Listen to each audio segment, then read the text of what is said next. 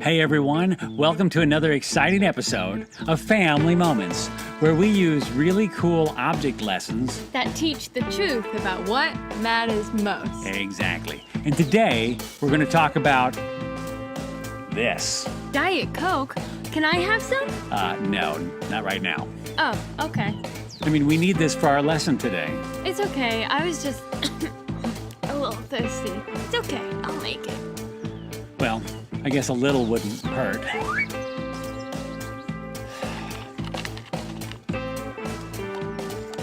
How's that? Gee, thanks. It's really hard to say no when people are nice.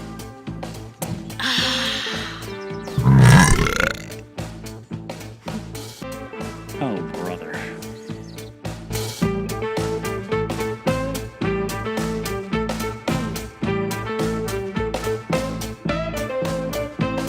Hey kids, Pastor Robbie here, along with my lovely assistant and wonderful daughter, Sadie. Hello. And today we're going to talk about anger. Anger? You mean the Bible talks about that? Absolutely. Since we're all born with sin inside of us, it's pretty natural to be selfish, especially for kids. Is that why kids throw temper tantrums? Yeah, because when they don't get what they want, it's pretty normal for them to be upset. And so they scream and they yell and they stomp around and they pout. Thank goodness we all grow out of that. Well, not everyone. Have you ever seen an adult get mad? Well, yeah, it's not pretty. And in fact, sometimes I still get mad. Is that wrong? Well, feelings are normal, and anger is a feeling. But if we're wise, we learn how to control that feeling. How are we supposed to do that? Well, let's say that you're in the room watching your favorite TV show, and your brother walks in and immediately changes the channel. How does that make you feel? I'd probably get mad and start yelling at him.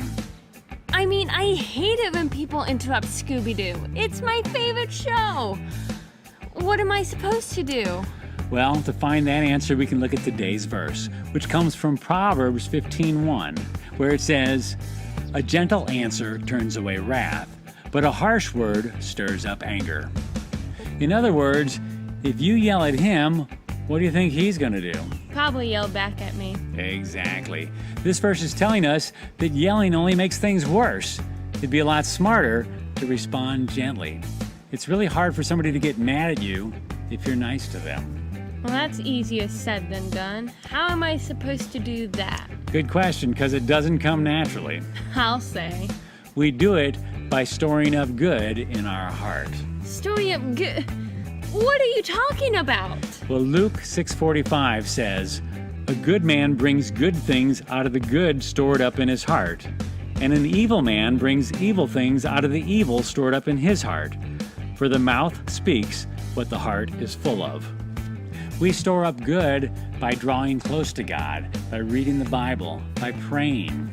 So you're saying the more we study Jesus, the more we're gonna act like him. Exactly. Jesus tells us not to sin in our anger.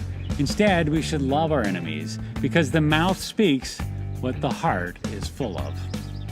Let me demonstrate this for you with a little object lesson I like to call popping off at the mouth. What we're going to need is 2 bottles of Diet Coke and a few Mentos. This first bottle has been sitting around for a while with the lid off, so all of the carbonation has gone out. And this bottle is supposed to be someone who has been storing up good things in his heart. The second bottle has kept the lid on and has anger and bitterness in his heart. And these Mentos are supposed to be harsh words from other people. In fact, we're just going to write on here, ugly word. Ugly is another way of saying harsh. And watch what happens when we drop an ugly word into someone who's been storing up good in their heart. No explosion. Huh, nothing happened. But let's see what happens if we drop just one ugly word into someone with a hard heart. Huh. I wonder why. Huh.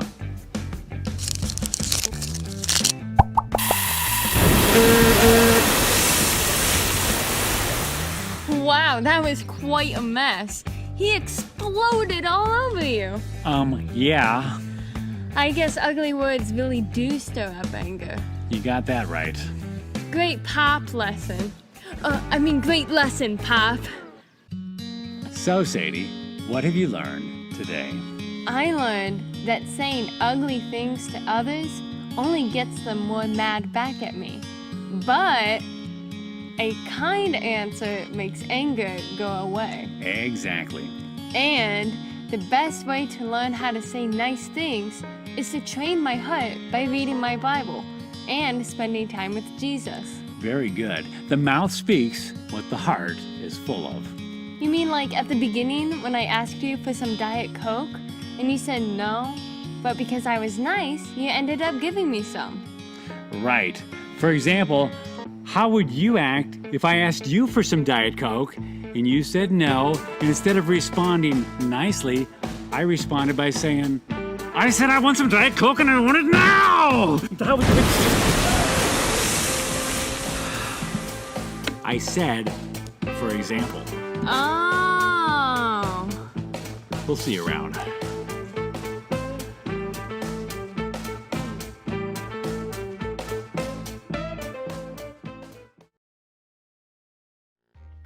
Hey everybody, listen up. Here's what God has to say. Aw, yeah. What you got for us today? Well, have you ever been so angry with someone that you wanted to get revenge? Oh, yeah. Like when my skateboard got stolen last year.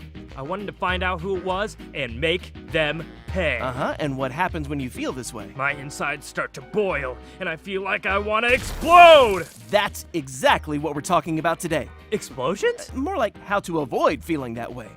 Today we're going to talk about anger and how we can defuse the anger bomb with self-control. I see what you did there. Clever, I know. Anyways, there's a book in the Bible called Nehemiah, and it's all about a guy named Nehemiah. So what's Nehemiah got to be angry about? He's got a whole book named after him. He actually had a lot of reasons why he could have been angry. You see, Nehemiah had gotten some really bad news. The wall in his hometown of Jerusalem had been torn down, and the gates were burned with fire. This meant that all of their enemies were able to sneak in and take whatever they wanted. Okay, that's something to be angry about for sure. Nehemiah prayed to God and decided to rush back home to Jerusalem to help rebuild the wall. He knew he couldn't do it alone, so he rallied everyone in the town to come help. Can we rebuild it? Yes, we can! Here's the problem. There were lots of mean people who did not want to see the wall go back up. One of them was named Sanballat. Wait, there was a guy named Sandollar? No, Sanballat. Oh, gotcha, Sandcastle. No, Sanballat. Anyways, Sanballat had all sorts of mean things to say to Nehemiah. Oh, and I bet Nehemiah had some mean things to say right back to him. Oh yeah, well... Actually, Nehemiah didn't say anything mean back to him. He prayed to God and kept working. Sanballat did not like this and got more people to make fun of everyone who was working on the wall. Sanballat and his gang even threatened to kill the workers. I bet that made Nehemiah turn so green. Oh, smash! Not quite. Instead of fighting back, he asked God to deal with the people who were making him angry. God helped Nehemiah have self-control. And even though he was bullied and had lots of reasons to be angry or get revenge, he stayed focused on God's help and rebuilt the wall in record time. Wait a second.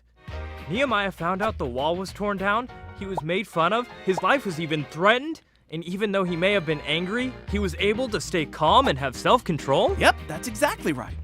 You see, we'll all experience anger, but it's what we do when we are angry that can help or hurt the situation. So, when I don't get what I want, or if someone makes fun of me, I might get angry, but it's how I respond that makes a huge difference. That's right. Or if someone is angry with me, I don't have to be angry back at them. You got it. When we feel anger creeping in, God will give us self-control.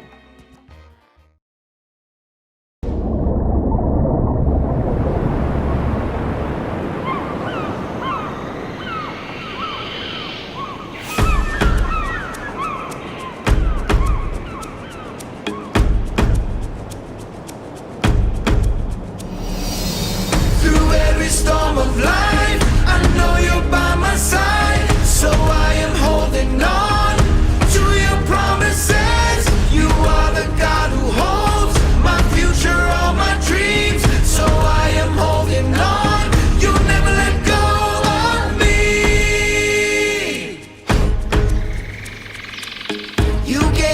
hope when hope was all but gone. A second chance to sing a brand new song. You opened up my eyes to see. You rescued me, rescued me. You showed the way when there was no way out. Cleared up my mind when you erased all doubt. You made me strong when I was weak. You rescued me, rescued me. Through every storm of life, I know you're by my side. So I am holding on to your promises. You are the God who holds my future, all my dreams. So I am holding on. You'll never let go of me. I'm holding on to you. You are my God. I know you'll see me through. Hey! You are my God. I'm holding on to you. You are my God. I know you'll see me through. Hey! You are my